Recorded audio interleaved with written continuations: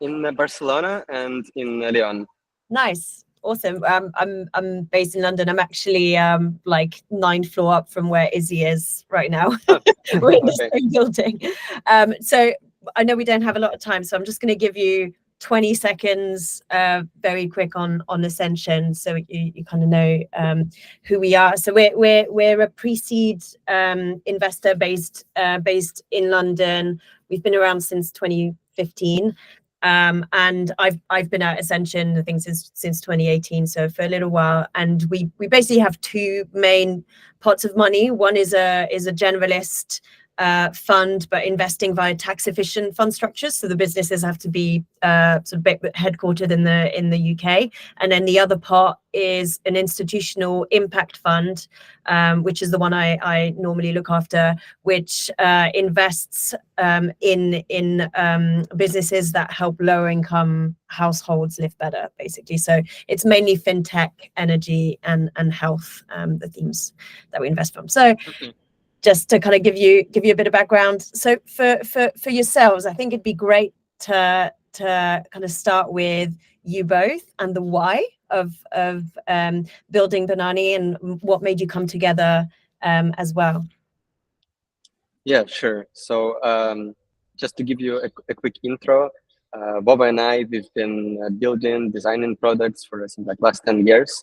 Yeah. We both started early on. I started as a designer when I was like 14 doing freelancing, then joined fast tech, growing ed tech company Preply. Like Boba has a very similar story of like, starting early on, exploring all kinds of products, like from AR to mobile to web. And for the last 3 years, like we together as like founding team, were building different consumer products. We grew one consumer product to 500,000 ARR and like 400K downloads. And like in this journey, we saw a lot of challenges that founders have, that early startups have, that products overall have. And one of the big challenges is design and visualizing their product and their idea. And with recent developments in what generative AI can do, we decided that we can radically change how non-design people design products and get design. And essentially that's what we're doing in Banani right now. So what other what product design solutions, both AI and non AI supported, like exist right now? Yeah, sure. There are established design editors like Figma, like Sketch. They're mainly focused on the design audience, so like you still need to be like pretty technical and have internal, understanding of what is good, what is not good to actually create something. There is like new wave of generative AI products that generates code, like from Vercel, for example, V0, that help you once again get the sense of how product might look. But they're like more focused on generating quality code than generating quality design. And like short, there is like a new wave of similar products to us, like Galileo, UX Pilot, but everyone is like still super early on. Like most of them like just launched in the last few months, and everyone is still figuring out acquisition, how to generate best designs. And like this is also one of the reasons why we decided to do it now, because it's a pretty good moment for products like that solve this kind of problem in this way that we're solving it. Yeah. So and most of these products, they are mainly focused on designers. We as Banani, we are focused on non-designer people. Yeah. Okay. Yeah. So that was going to be my next question. Who do you sell to, and how did that help you work out the market opportunity size in terms of the budgets that people have available? Yeah, like right now we're market for people without design experience who and like teams with like less than 10 people who in early stages of creating their product, shipping their product, and need a first draft and first sight into how the possible first version will look like. So it's like ranging from like indie hackers, like solid developers without design experience, to startup founders who might necessarily don't have a budget for a designer and like hiring a person to get this done. Yeah, like this is like who we've been like focused and marketing towards. At the same time, like we see like from our user base that like people for like bigger products even use our platform. So like people from Vault, from WordPress, like product managers who don't have design skills but want to communicate something to their team. But yeah, like, so how do you think about your market opportunity then, the market opportunity size, like because you know it could be you could stay kind of niche and try to follow the use case of a smaller leaner company, or you could follow other use cases across other industries and kind of company sizes. So how do you think about it? yeah, so like we see that like we roughly calculated like as of 2023, like 30 to 40 million people without design skills who work on products, like founders, product managers, once again, like just developers who started alone. So like this is like current market opportunity, and like we see like from the growth of AI powered like software development tools, it will be 280 billion in 2000, like in the next decade. Just the tools that AI powered tools that solve product development and launch problems.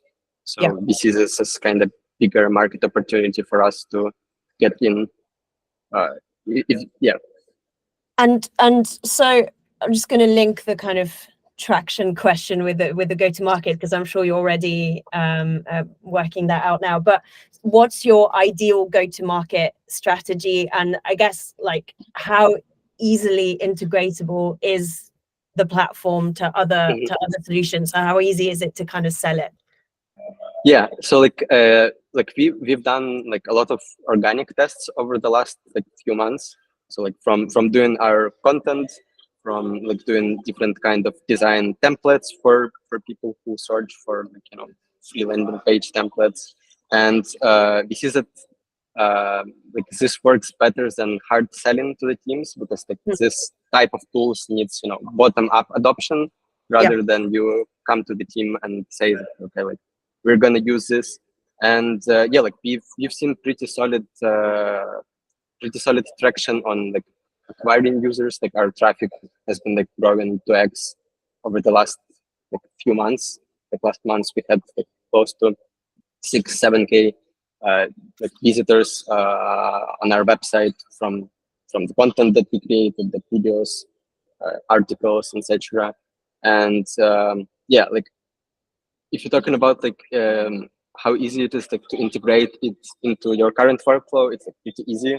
You just sign up, like, and you can literally like in 30 seconds get designs that suit your product. Like we plan to later expand and connect to your knowledge bases, task tracking apps to kind of get a bigger picture of your product, of what is your team working on, and producing like better generations. It's like pretty easy to integrate. Yeah. That I'm just going to jump to your the product for a minute. So how, like, at what point is it in terms of how sophisticated you can go in the prototype iterations, and like how easy is it for people to feed back data, I guess, and in your product roadmap, to what point do you need to get to get enough data points to have kind of critical mass? Yeah, so like inside the product, it's pretty easy to give the feedback. Like we have like when something is generated, we ask user feedback, like but like the whole interaction on the platform and like editing of design happens in a way that users leave comments and are able to make changes to the design. So like we like over the last like since May, like we already collected like 23,000 like labeled designs that are like good or not good. Yeah. Like we still not to the in the point where we were able to utilize this data to feedback into the model again. But Right. like this is one of the reasons why we're like raising rounds now to expand our team and to have like a full-time employee team member who can actually help us utilize all of the data that we already collected and collecting every day. And how many more? So what's your traction now, and how many more customers do you need to ideally start kind of feeding this back in the model? Yeah, sure. So in September we had 1.8 thousand monthly active users, like someone who tried to generate something with our model. Yeah. Yeah. Like I'll be honest, like we haven't calculated yet what is like the critical mass of like designs that needed to be generated and labeled for us to utilize it. But I think like we already like at the point where we have kind of enough data to make like some adjustments and improvements to our generation capabilities. Yeah. And when you mentioned your team, so who's in your team right now, and do you have clarity of what resources do you need until you can ideally raise a Series A? Yeah, sure. So like we're right now, it's just two of us. So Vova is CTO. I'm product marketing focused, and yeah, like we have pretty clear path of what is the core team we need. It's like front end, like senior front end developer, senior backend developer, senior ML AI engineer or data scientists. As we discussed, they can help us utilize the data that we already have at Marketeer.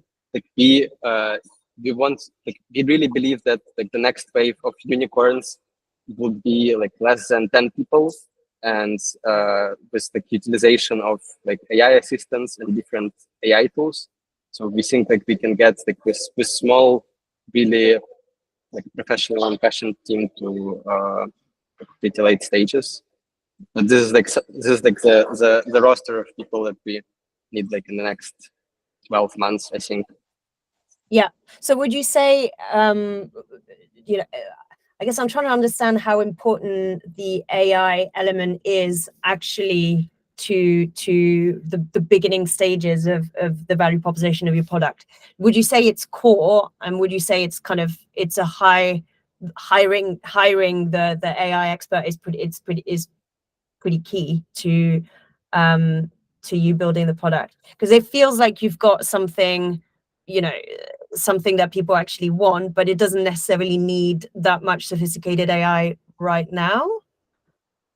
What are your thoughts? We are now like on a really small scale, and we want to move pretty fast. And like the reason why we need a pretty smart and advanced AI engineer is like we want to build everything from scratch like correctly, because we understand that when we will have like, I don't know, maybe 1 million users, it would be pretty hard to change something from the beginning. So we want to move quickly but pretty like smart. Yeah, got it. And do you have someone in mind in your hiring pipeline? We just have an approach to hire people, because me and Vlad, we have a beautiful experience of hiring people in our previous teams, and we just know what kind of people we want. So not exactly somebody, but yeah. You've got a sort of personality. Yeah, like type. ideal image of ideal person. Okay, got it. And so on the raise front, because I'm just conscious of time, where are you guys at in your journey? Because you've got traction already. Have you raised before? And what are you raising now? Yeah, so like we raised the small angel like round in the end of spring. It was like 25K, and like we right now just like week and a half ago kicked off fundraising of like proper pre-seed round. Like we'll like we're raising 1 million euro for like 16, 18 months of runway to build the core team and to realize our like short and midterm roadmap. And like we just like literally like started the fundraising like a couple of weeks ago. So got it. And with that runway, where will you be getting to sort of 12 months in? Because I guess the way we think about it is, as a pre-seed investor, what do you need to demonstrate when you start the fundraising conversations for your next round? So for you guys, it would probably be seed plus or Series A, depending on how fast you can get there. But what are the metrics you want to be able to demonstrate in 12 months time to follow on investors? Sure. So for us, like the most important thing, like in the next 16, 18 months is actually like reaching a cohort of users who have like a strong retention and like come back to our product like on a weekly basis. Like if you're talking just like from the metrics perspective, like we want to reach like around like 30K MRR of like paid clients, because like we want to monetize pretty early on. But for us, like with this money, we want to like reach early product market fit with good retention and test like more acquisition channels than we have right now. Like expand like more content, like more partnerships, like launch an affiliate program, etc. So like running a lot of acquisition tests and like actually being on that side among like other similar tools. Because like it's everything is like still early on. No, that makes sense. And last question for me, if you were thinking about your ideal cap table, who would it be? What type of investors would you have for this round? Yeah, so like we're ideally looking on PCs that are focused on dev, design, infra tools, who can kind of understand underlying things of what's happening in this space, like focused on B2B SaaS, because we consider ourselves as B2B SaaS. But we're like also open to VCs and angels that are focused on the creative tools. Because we also kind of consider ourselves as creative tools for design, for visualization of things. And someone who who can be our friend along this journey. And that's also very important. Awesome. Thank you so much, Vovan, Vlad. Very, very good to speak. Yeah, likewise. Thank you. And is